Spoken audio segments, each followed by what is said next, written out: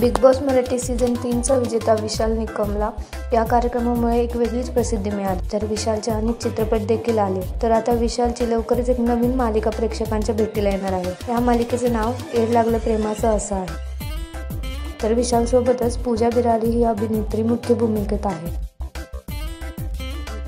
त्याचबरोबर नीना कुलकर्णी, अतिशा नाईक हे कलाकार देखील या मालिकेमध्ये झळकणार आहे.